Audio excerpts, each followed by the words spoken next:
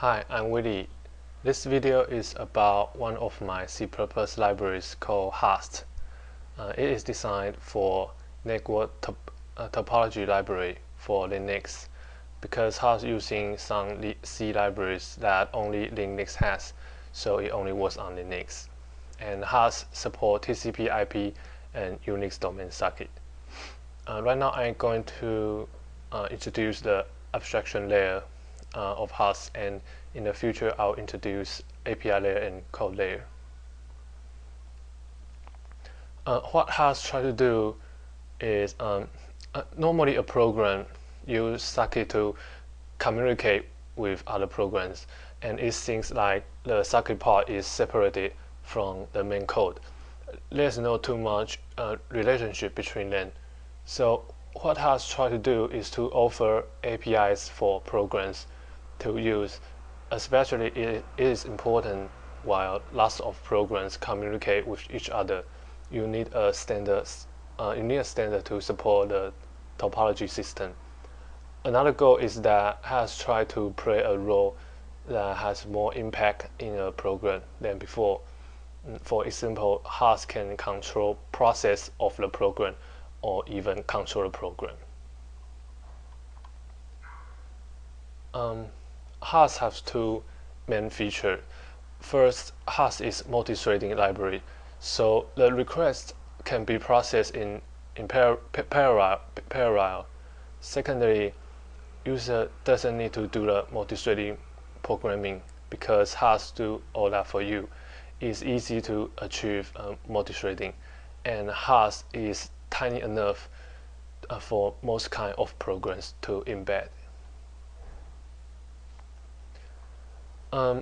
With hast, a big program can be separated to several programs, so it will look like nodes communicate with each other.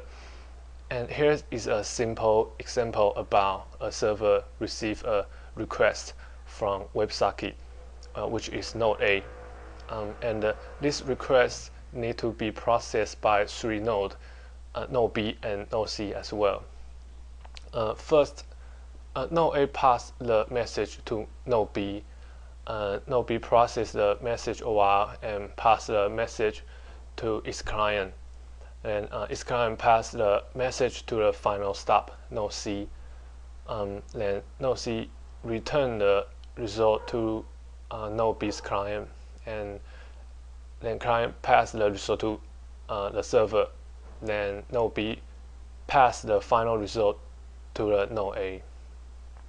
So this is an overall view of a server using hast to process requests.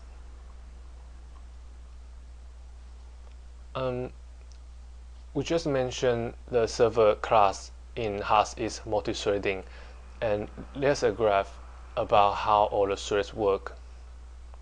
The main thread we initiate a call will be socket receiving thread, which it will receive a new connection and store the file descriptors the whole time.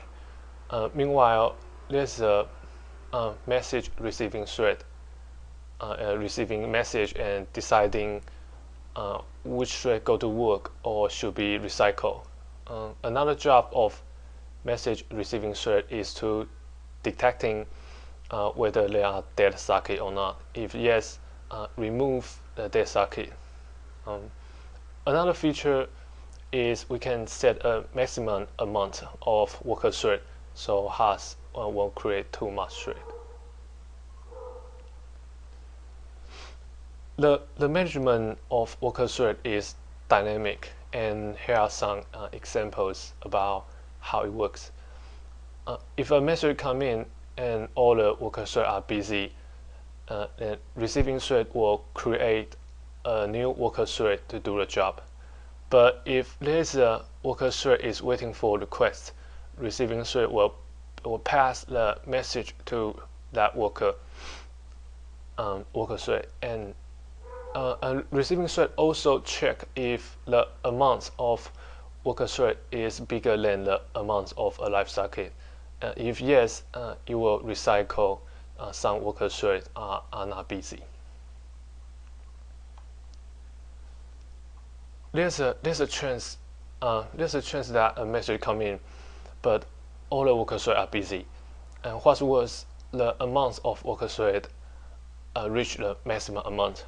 In this situation, the receiving thread will become worker thread, and the first worker thread complete the work will become a new message receiving thread.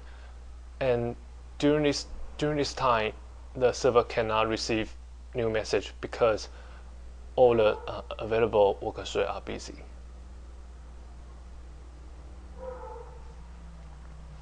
Has have two client class, client core and client thread.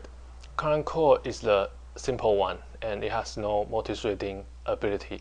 It is called by main thread, sending message, waiting for reply, and then return to the main thread. It works procedurally, and it will block the main thread. And client thread inherits client core and has the multi-threading ability. It can send message and open a thread to receiving reply, and main thread will keep going and do other thing. Client thread won't create receiving thread for each sending. It actually only creates one thread to waiting for all the replies. There are some tricks when nodes interact with each other. You can set a node to be anti-data racing. It means that this node will process the request having the send message one by one. In this example, the first hello message will be processed, but others will need to wait, and the word message will not be affected, and it will process it immediately. What we should notice is that this setting is on all the time, since the node is activated, and every message will be checked. And next trick is similar to this, but it's temporary.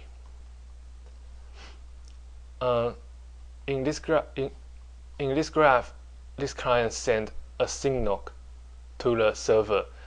It asks the server to block all the message hello. So these two messages will be blocked. This message is word, then it will be processed immediately. Once this client finished its job and told this server it's okay to unlock, then these two messages will be processed right away.